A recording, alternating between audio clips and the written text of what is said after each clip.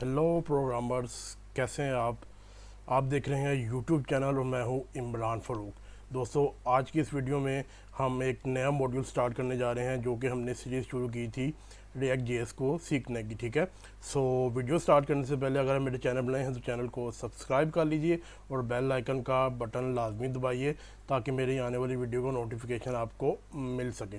तो चलिए देखते हैं आज हमने कौन से मॉड्यूल पे काम करना है। दोस्तों, आज हमने मॉड्यूल 9 पे काम करना है, which is about the use effect hook. ये जैसे कि हमने पिछले मॉड्यूल में यूज़ स्टेट की बात की थी, जो मोस्ट कॉमन यूज़ हुक है जो कि रिएक्ट में यूज़ की जाती है। उसके बाद जो है यूज़ इफेक्ट भी एक सेकंड ऐसी हुक है जो कि मोस्ट कॉमनली रिएक्ट जेएस में यूज़ की जाती है। तो चलिए चलते हैं अपनी कोड एग्जांपल में और कोड में जाकर ये देखते हैं कि क्या है। मैं अपने जो हमारा पिछले मॉड्यूल में हम जो ऐप लेके चल रहे थे उसी को लेके चलेंगे। हम लोग अपनी जैसे कि हमारा count dot J S x है। यूज़ इफेक्ट भी हमारे लिए एक फंक्शन है जो कि रिएक्ट जेएस की तरफ से हमें प्रोवाइड किया जाता है। ये सिंपल एक फंक्शन जिसको आप किसी भी फंक्शनल कंपोनेंट में कॉल कर सकते हैं। ठीक है दोस्तों, और ये बेसिकली दो चीज़ों को कंसीडर करता है। सबसे पहले ये फंक्शन लेता है। यहाँ पर हम एक एनोनिमस फंक्शन दे देंगे, एरो फंक्शन। एंड सेकंड चीज़ जो है ये वो लेता है कि ये वाला जो फंक्शन है यूज़ फैक्ट का, जो मैंने एनोनिमस फंक्शन दिया है एरो फंक्शन, ये कितनी बार रन करेगा या कब रन करेगा। ठीक है, तो दूसरी चीज़ यहाँ पर हम एक अरे देते हैं एम्प्टी, और एम्प्टी अरे से मुराद ये है कि ये जो हमारा फंक्शन है जो यूज़ फैक्ट के अंदर हमने पहला आर्गूमेंट दिया है वो एक दफ़ा सिर्फ रन करेगा जब भी आपका कंपोनेंट माउंट या फिर रेंडर करेगा फॉर द फर्स्ट टाइम। ठीक है, और दूसरी सिनेरियो इसका क्या है कि अगर मैं यहाँ पर ये एम्प्टी अरे ना दूं, देन क्या होगा। देन दोस्तों यहाँ पर ये होगा कि हमारा ये जो फंक्शन है ये हर बार हर ही रेंडर पे रन करेगा।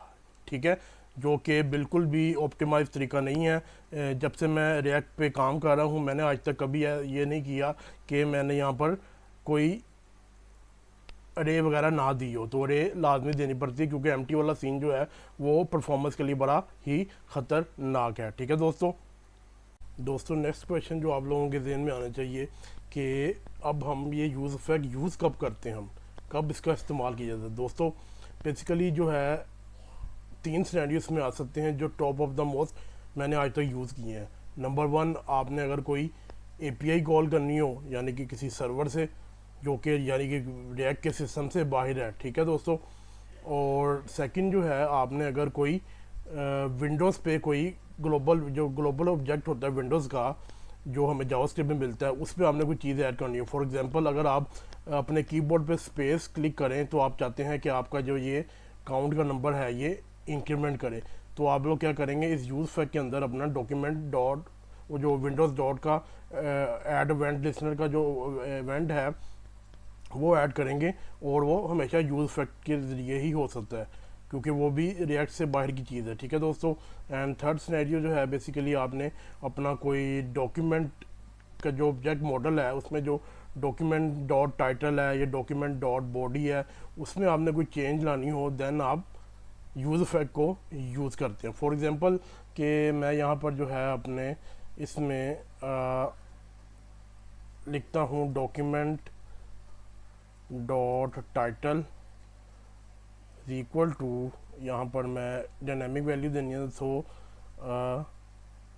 यू क्लिक्ड नंबर ऑफ, यानी कि हमने कितनी दफ़ा इसको इंक्रीमेंट किया है। ठीक है, एंड इसे मैं करता हूँ सेव करने के बाद जो है हम आते हैं अपने ब्राउज़र में आने के बाद ये ऐप मैंने ऑन की हुई है। ठीक है, देखिए यहाँ पर क्या लिखा हुआ आ गया, यू क्लिक 0 टाइम। ठीक है, ये हमारा वो देखें ऑटोमेटिकली काम कर रहा है, लेकिन मैं यहाँ पर क्लिक करता हूँ तो यहाँ पर इंक्रीमेंट हो रहा है लेकिन यहाँ पर इंक्रीमेंट नहीं हो रहा। तो इसकी वजह क्या है? दोस्तों, इसकी वजह ये है कि हमने यूज़ इफेक्ट को कहा है कि भाई आपने जो ये इफेक्ट का फंक्शन है सिर्फ इसे एक बार रन करना है। वो हमने कैसे कहा है, कोड में भी जाकर देख लेते हैं। हमने इसके साथ एम्प्टी अरे दी है, इसको हम अरे ऑफ डिपेंडेंसीज भी कहते हैं। ठीक है, तो हमने उससे कहा कि भाई आपने ये जो फैक्ट में जो फंक्शन है इसको आपने सिर्फ और सिर्फ एक दफ़ा रन करना है। कब रन करना है? जब भी पहली दफ़ा जो है हमारा जो कंपोनेंट है वो माउंट हो। लेकिन हम चाहते हैं कि हम यूज़ फैक्ट को कहें कि भाई जब भी हमारा ये नंबर चेंज हो देन आपने ये वाला इफ़ेक्ट का फंक्शन रन करना है। तो हम कैसे कहेंगे? सो दोस्तों हम उसे बताएंगे कि भाई कौन सी चीज़ चेंज हो तब आपने ये चेंज करना है। तो बेसिकली वो नंबर ही है, ठीक है। इसलिए इसे अरे ऑफ डिपेंडेंसीज भी कहते हैं कि हमारा जो ये फंक्शन है इस पे डिपेंड कर रहा है। अब ये जब हमने नंबर यहाँ पर दिया है बेसिकली वो ये कह रहा है कि जब भी हमारा जो कंपोनेंट है ये वाला जब पहली बार एंटर करे, तो जब पहली बार माउंट करे तब हमने ये फैक्ट रन करना है, और जब भी हमारा ये नंबर जो है चेंज हो देन आपने ये वाला इफेक्ट का फंक्शन रन करना है। तो मैं इसे सेव करता हूँ। सेव करने के बाद जो है हम आते हैं अपने ब्राउज़र में एंड मैं पहले रिफ़्रेश कर लेता हूँ ताकि हमारा ज़ीरो से स्टार्ट हो। देखें यू क्लिक ज़ीरो, क्लिक किया वन, क्लिक किया टू, दोनों में चेंज हो रहा है। देखें थ्री फोर फाइव। तो इसलिए हम इसे अरे ऑफ डिपेंडेंसीज भी कहते हैं, और इस तरह से हम अरे ऑफ डिपेंडेंसीज में अपनी डिपेंडेंसीज बता देते हैं जिसकी मदद से हमने कहते हैं कि भाई हमने ये वाला चीज़ को या इस फैक्ट को बार बार रन करना है जब भी वो हमारा वेरिएबल चेंज हो। नेक्स्ट थिंग जो दोस्त मैं आपसे डिस्कस करना चाहता हूँ, एक बड़ा ही इम्पोर्टेंट कंसेप्ट है जो कि यूज़ इफेक्ट से रिलेटेड है, जिसे हम कहते हैं क्लीन अप फंक्शन। अब क्लीन अप फंक्शन क्या होता है? ये दोस्तों ऐसा फंक्शन होता है जो कि कहता है यूज़ इफेक्ट को जब भी हमारा जो जिस कंपोनेंट में हमारी यूज़ इफेक्ट यूज़ हुई है अगर वो हमारा कंपोनेंट हमारी जो वेब ऐप है वहाँ से अनमाउंट हो जाए या फिर डिस्ट्रॉय हो जाए, अनमाउंट को मुराद यहाँ पर ये लेने के डिस्ट्रॉय हो जाए, देन आपने क्या करना है? देन आपने कोई चीज़ रन करनी है, ठीक है। और इसको आप करते कैसे हैं? इसको करने के प्रैक्टिकली आप लोगों को ये कोड में आकर जो है यहाँ पर हम लोग यहाँ पर जो है एक फंक्शन को रिटर्न कर सकते हैं, रिटर्न, और ऐसे करके हम इनॉर्मल फंक्शन कोई भी दे सकते हैं जो कि रन करेगा जब हम अनमाउंट कर देंगे हमारे काउंट वाले कंपोनेंट को, ठीक है। तो इसको मैं आपको एग्जांपल से समझाता हूँ कि फ़र्ज़ कीजिए कि हमारी ऐप में जो है ये काउंट जो है हम यहाँ पर इसको कंडीशनली एंटर करवाते हैं। मैं कहता हूँ कि अगर हमारा जो नंबर है वो लेस देन 5 है, ठीक है, देन हमने ये काउंट शो करना है। अगर हमारा 5 से बड़ा हो जाए नंबर देन हमने यहाँ पर नल शो करना है, ठीक है दोस्तों। तो ये हो गया, और यहाँ पर मैं आया और मैंने आकर क्लिक किया 1 2 3 4 5, और देखें हमारा ये वाला ख़त्म हो गया। लेकिन यहाँ पर देखें हमारा टाइटल अभी वही चल रहा है।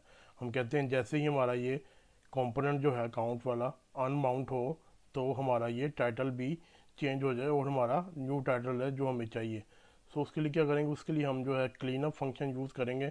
तो मैं यहाँ पर आकर जो है रिटर्न करता हूँ, रिटर्न एक एरो फंक्शन इनॉर्मस, और यहाँ पर जो है हम क्या करते हैं? हम कहते हैं जी डॉक्यूमेंट, या फिर ऐसे कर लें document dot title is equal to my website, ठीक है जी। इसको सेव किया और मैंने यहाँ से इसको भी सेव किया, और अब मैं यहाँ से अपनी वेब ऐप को करता हूँ रिफ़्रेश ताकि मैं आपको दिखा सकूँ। अब देखिएगा जैसे ही हमारा जो ज़ीरो वाला यानी कि काउंट का जो कंपोनेंट है अनमाउंट होगा तो हमारा यहाँ पर ये टाइटल भी चेंज हो जाएगा। सो 1 2 3 4, अब 5 से हमें छोटा चाहिए, ये 5 से छोटा, जैसे हम 5 पे जाएंगे देन जो है ये देखें हमारा ये ख़त्म हो गया और हमारा ये माई वेबसाइट आगे लिखा हुआ, ठीक है। तो दोस्तों ये था क्लीन अप फंक्शन जिसको हम यूज़ करते हैं कि जब हमने अपना कोई जो कंपोनेंट है जब वो अनमाउंट हो तो उसकी बेस पे हमने कोई चीज़ चेंज करनी हो तो देन हम क्लीन अप फंक्शन को यूज़ करते हैं। तो दोस्तों ये थी आज की वीडियो। इसमें हमने देखा कि यूज़ इफेक्ट क्या है और इसको कैसे यूज़ किया जा सकता है और इसे किन सिनेरियोज़ में यूज़ किया जा सकता है, और हमने लास्ट में देखा कि हमने क्लीन अप फंक्शन को कैसे यूज़ करना है फॉर अनमाउंटिंग द कंपोनेंट। ठीक है दोस्तों, सो अगर आपको ये वीडियो पसंद आई हो तो इसे लाइक कीजिए, शेयर कीजिए, और टिल नेक्स्ट वीडियो अपना और अपने इस चैनल का ख्याल रखिएगा। Bye bye.